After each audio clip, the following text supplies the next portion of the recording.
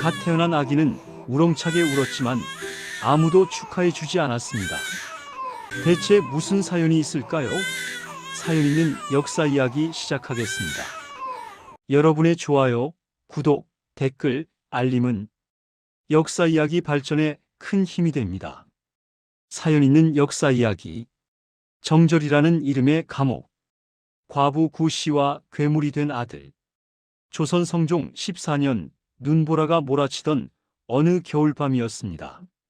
정적이 흐르던 덕성군 이민의 저택에서 믿기지 않는 소리가 새어나옵니다. 그것은 가느다란 여인의 신음과 함께 터져나온 갓 태어난 아기의 울음소리였습니다.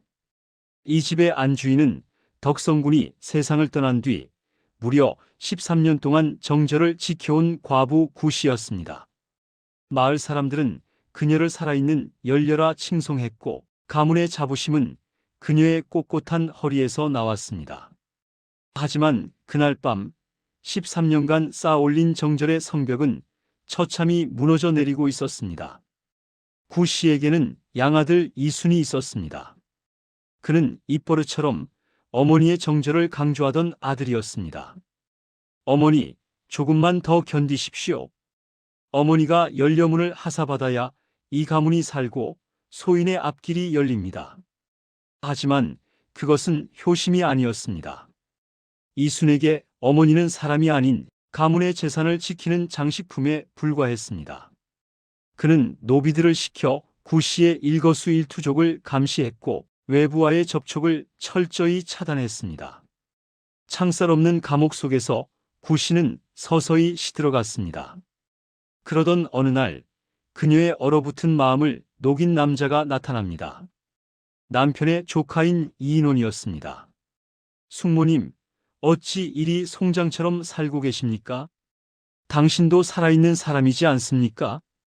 그 따뜻한 말 한마디가 비극의 씨앗이 될 줄은 그때는 아무도 몰랐습니다.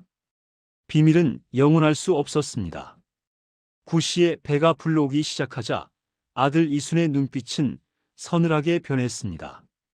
그는 어머니를 걱정하는 대신 이 상황을 어떻게 이용할지 계산하기 시작했습니다. 출산이 임박하자 이순은 어머니를 방 안에 가두고 쌀을 줄이며 압박했습니다. 재산 권한을 모두 내게 넘기십시오.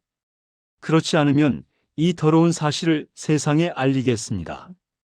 공포에 질린 구씨는 결국 아이를 낳았고 그 아이를 지키기 위해 아들에게 무릎을 꿇었습니다. 하지만 이순은 멈추지 않았습니다. 어머니의 유산을 온전히 독차지하기 위해 그는 스스로 가문의 수치를 세상에 터뜨리기로 결심합니다. 자신의 손으로 직접 익명투서를 써서 대궐 담장 안으로 던진 것이지요. 종친의 과부가 사생아를 낳았으니 이를 엄벌에 처하소서.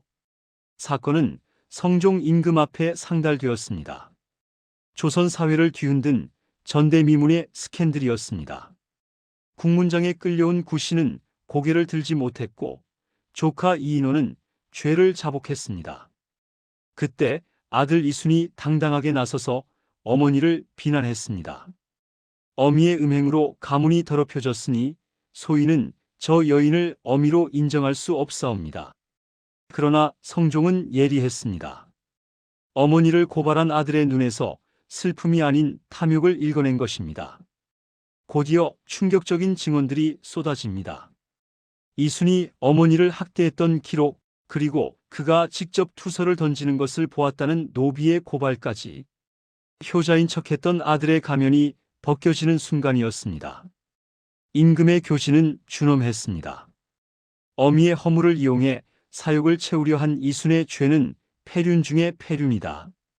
이순은 즉시 종친 명부에서 삭제되었고 변방으로 유배되었습니다. 하지만 진정한 비극은 그 뒤에 있었습니다. 아들을 유배 보내고 재산을 지켰으나 구씨에게 남은 것은 아무것도 없었습니다. 그녀가 낳은 아기는 축복받지 못한 채 숨을 거두었고 구씨 역시 평생 부정한 여인이라는 낙인이 찍힌 채 살아가야 했습니다. 13년의 정절 끝에 그녀가 마주한 것은 무엇이었을까요? 가문을 위해 인간임을 포기해야 했던 조선 여인의 슬픈 역사. 어쩌면 진짜 괴물은 이순이 아니라 여인을 정절이라는 감옥에 가두었던 그 시대 자체가 아니었을까요? 오늘의 이야기는 여기까지입니다. 당신은 이 비극의 책임이 누구에게 있다고 생각하시나요?